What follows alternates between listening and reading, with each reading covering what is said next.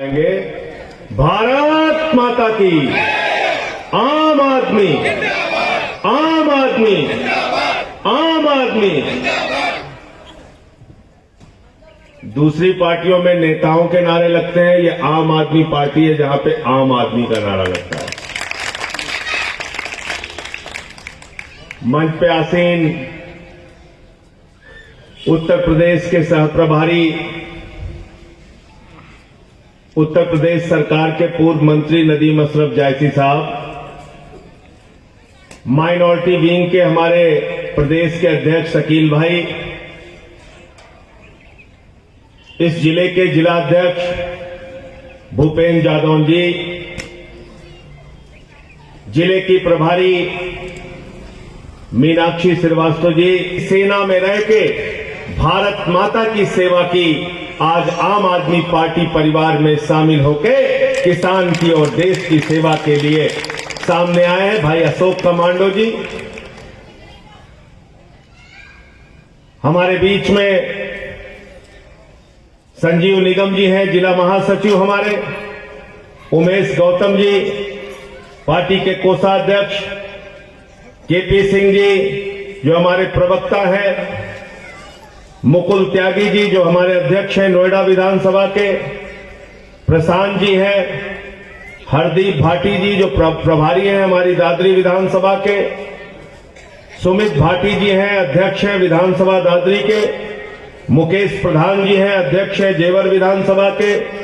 आपने बताया गुर्जर समाज के आंदोलनकारी चरित्र को, उनके योगदान को, उनके संघर्ष को। भाई विकास गुर्जर जी किसानों के नेता हैं, यहां बोल रहे थे तो उनकी पंक्तियों को सुन के रोंगटे खड़े हो जा रहे हैं।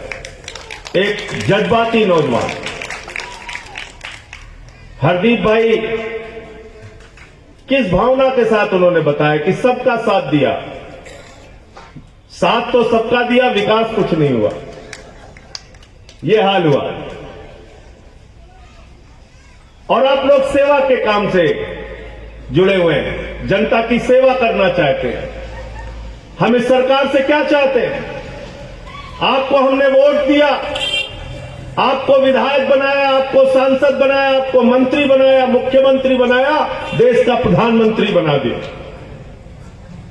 अपने वोट की ताकत से प्रधानमंत्री बना दिया और प्रधानमंत्री बनाने के बाद आपको दिल्ली में बड़ा सा घर दिया, हवाई जहाज घूमने के लिए दिया, विदेश की यात्राओं के लिए पैसा दिया, दिल्ली में बड़ा सा कार्यालय दिया, गाड़ियों का काफिला दिया, सुरक्षा के लिए अपने जवान दिए, और इसलिए दिए कि आप किसान की हिफाजत करो, माताओं बहनों की हिफाजत करो, हिंदुस्तान के नौजवानों की हिफाजत करो।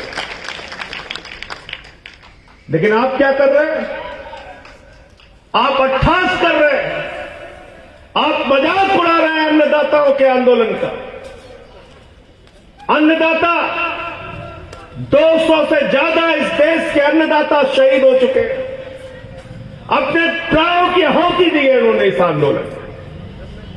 उनको आतंकवादी कहा जा रहा है, उनको देशद्रोही कहा जा रहा है, उनको खालिस्तानी कहा जा रहा है, उनको पाकिस्तानी कहा जा रहा है, उन पर पानियों की बौछारें की जाती है, उन पर लाठियों की बौछार की जाती है, उन पे आंसू गैस के गोले छोड़े जाते हैं। और ठीक कहा अशोक कमांडो ने, जैसे अखनूर सेक्टर में कीलें गाड़ी जाती है दुश्मन देश की सेना के लिए, उसी तरीके से अन्नदाताओं के लिए कीलें गाड़ रहे हो। हम तुम्हारी सत्ता की ताबूत पे कीलें गाड़ेंगे।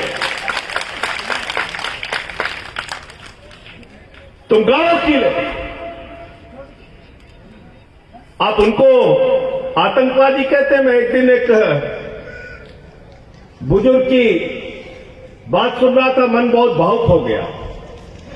90 साल के एक बुजुर्ग बीबीसी को इंटरव्यू दे रहे थे, ईरम सिंह जी। उन्होंने कहा 2 बेटे मेरे फौज में हैं, 4 किसान हैं और मुझे अर्बन नक्सल कहा जा रहा है। मेरी उम्र 90 साल है, 56 दिन से आंदोलन में बैठा हूं। शर्म आती है ऐसी सरकार इस देश के अंदर चलती है। मैं कहना चाहता हूं, जानवर भी जिसका दिया हुआ खाते हैं उसके प्रति वफादारी निभाते हैं मोदी जी। आप जिसका हुआ दिया हुआ खाते हो उसको आतंकवादी कहते हो। आपकी हालत जानवरों से ज्यादा बदतर हो गई है।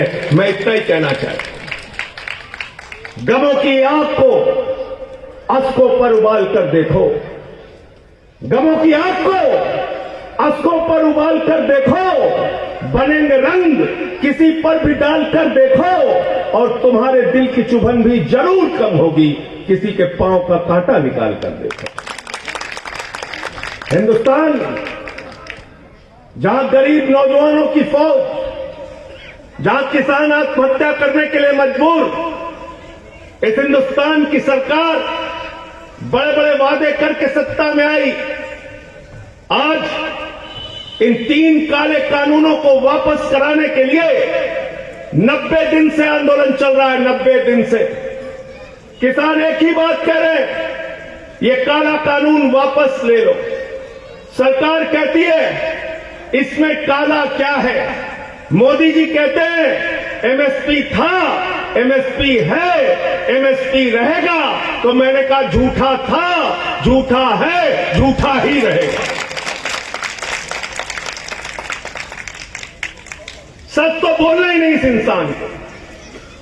देश के प्रधानमंत्री हैं, सुबह खुद बोलते हैं, शाम को खुद बोलते हैं, सुबह उठ के फिर कोई झूठ बोल देते हैं। आप कह रहे हैं एमएसपी था, एमएसपी है, एमएसपी रहेगा। मुझसे एक पत्रकार ने कहा, संजय जी देश का प्रधानमंत्री कह रहा है एमएसपी रहेगा, आप भरोसा क्यों नहीं कर लेते। मैंने कहा चलो भरोसा कर लेते। 15 लाख आपके खाते में आ गए, बोले नहीं आए। मैंने कहा काला धन तो आ गया होगा, बोले नहीं आए। मैंने कहा जीएसटी से दूसरी आजादी मिल गई, बोले नहीं मिली। मैंने कहा नोटबंदी से देश की तकदीर बदल गई, बोले नहीं बदली। मैंने कहा आतंकवाद देश से खत्म हो गया, बोले नहीं खत्म हुआ। मैंने कहा 2 करोड़ नौजवानों को रोजगार मिल गया, बोले नहीं मिला। मैंने कहा गन्ना किसानों का 1 रुपए दाम बढ़ा, बोले नहीं बढ़ा। मैंने कहा 12,000 करोड़ गन्ना किसानों का बकाया है, उनका भुगतान हो गया क्या, बोले नहीं हुआ। अरे मैंने कहा स्वामीनाथन आयोग की रिपोर्ट C2 प्लस 50% तो मिल गया होगा किसानों को, बोले नहीं मिला। मैंने कहा फिर ऐसे बेईमान आदमी का भरोसा कैसे कर ले, आप बताओ, आप बताओ कैसे भरोसा कर ले।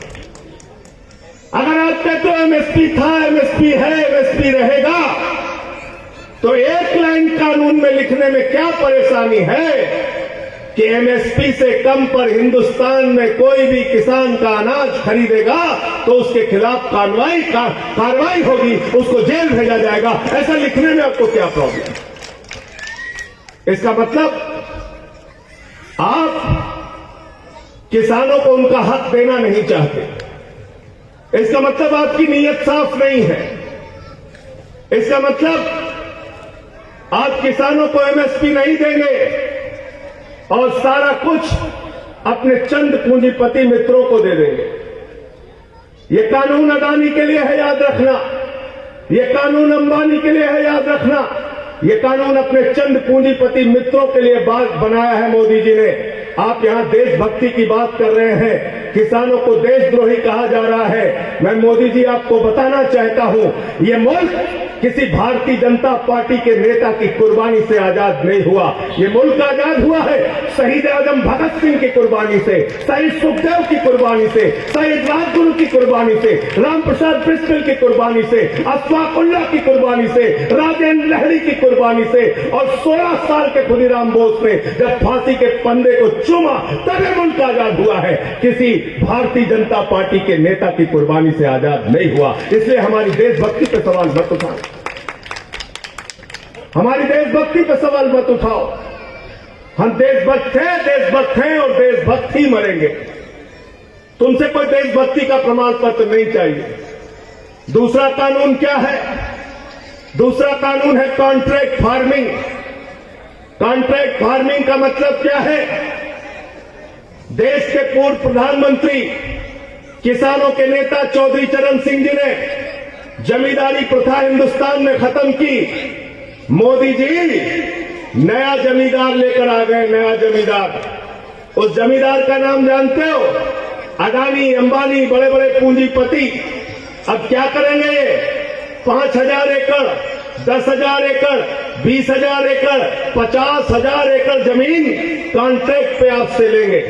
अब किसी किसान के पास अकेले 10 एकड़ 20 एकड़ से ज्यादा तो है नहीं, तो उनका कॉन्ट्रैक्ट एक साथ किया जाएगा।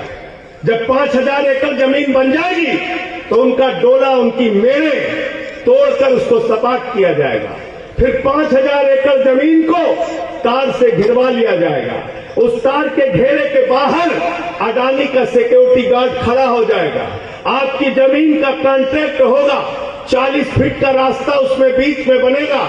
कोई फल, कोई सब्जी, जो भी वो बोना चाहेंगे, जो भी उपज पैदा करना चाहेंगे, अडानी उसमें अपनी पैदावार करेगा। अगर मुनाफा हुआ तो उसका होगा, माल उसका होगा। अगर घाटा हुआ, बर्बाद हुए, आप न्यायालय भी नहीं जा सकते एसडीएम कोर्ट से। आप ये कॉन्ट्रैक्ट फार्मिंग, आपकी जमीनों को अडानी, अंबानी जैसे पूंजीपतियों के हाथों में गिरवी रखने का कानून है कॉन्ट्रैक्ट फार्मिंग। याद रखना, आपकी जमीनें आपसे चली जाएंगी। 3 साल के बाद आपका कॉन्ट्रैक्ट खत्म होगा। आप जाओगे एसडीएम के दफ्तर के बाहर, एसडीएम साहब से कहोगे हमारी जमीन अडानी जी को कॉन्ट्रैक्ट में हमने दिया था, चल के एसडीएम साहब दिला दीजिए, तो 4 डंडा एसडीएम भी मार के भगा देगा। बोलेगा तो आप कहोगे यहां था हमारा खेत, वो कहेगा वहां था। आप कहोगे वहां था, ये कहेंगे यहां था। फिर वो सेटेलाइट से खोज के बताएंगे आपका खेत कहां था। यह है कॉन्ट्रैक्ट फार्मिंग। और तीसरा कानून, अनलिमिटेड स्टोरेज, असीमित भंडारण की छूट। हमारे हिंदू धर्म में, मुस्लिम धर्म में, सिख धर्म में, ईसाई धर्म में कहा गया, सभी धर्मों में कहा गया, अगर समाज में लोग भूखे हैं तो अपने घर के अंदर अनाज की जमाखोरी मत करना। जमाखोरी पाप है, लेकिन मोदी जी ने लाइसेंस दे दिया जमाखोरी करने का, अनलिमिटेड स्टोरेज करने का। सस्ते में गेहूं खरीदा जाएगा, सस्ते में चावल खरीदा जाएगा, सस्ते में फल खरीदा जाएगा, किसान से सस्ते में सब्जियां खरीदी जाएंगी, उसको बड़े बड़े स्टोरेज में रखा जाएगा। जब बाजार में उसकी कमी हो जाएगी तो महंगे दामों में हमको आपको बेचा जाएगा। यह है तीसरा कानून। आप बताओ ये कानून काला है कि नहीं है? जोर से बोलना। काला है? काला है कि नहीं है? वापस होना चाहिए कि नहीं होना चाहिए? इसी काले कानून को वापस कराने के लिए 90 दिन से किसान बैठा है। मोदी जी मानने के लिए तैयार नहीं, योगी जी मानने के लिए तैयार नहीं। मुकदमे लिखते हैं, 14 मुकदमे मेरे ऊपर लिख दिए, देशद्रोह का मुकदमा लगा दिया। पार्लियामेंट में मैंने माइक तोड़ा तो पूरी की पूरी भारतीय जनता पार्टी रो रही थी, संजय सिंह ने माइक तोड़ दिया। मुझे फख्र है, मैंने किसानों के हक में माइक तोड़ा, बिल फाड़ के फेंका, टेबल पे खड़े होकर विरोध किया। मुझे इस बात की खुशी है, जब इतिहास लिखा जाएगा इस बिल का तो उसमें आम आदमी पार्टी का नाम विरोध में लिखा जाएगा कि हमने इस बिल का विरोध किया। हमने घुटने नहीं टेके सरकार के सामने। लिखो मुकदमे जितना लिखना है, भेजो जेल जितना भेजना है। और इसलिए साथियों और दोस्तों, मैं आपसे कहना चाहता हूं, कमर कस लो। 28 तारीख को दिल्ली के मुख्यमंत्री अरविंद केजरीवाल जी की सभा है मेरठ के अंदर, मेरठ की क्रांति धरा पर। वो मुख्यमंत्री जिसने पहले दिन से किसानों का साथ दिया, वो मुख्यमंत्री जब उससे 9 स्टेडियम मांगे गए, उसने कहा मोदी जी हम किसानों के लिए जेल बनाने के लिए स्टेडियम नहीं देंगे। ऐसे मुख्यमंत्री का साथ देने के लिए 28 तारीख को आप सबसे निवेदन है कि मेरठ पहुंचिए और उस रैली को सफल बनाइए। आप सबका बहुत बहुत शुक्रिया।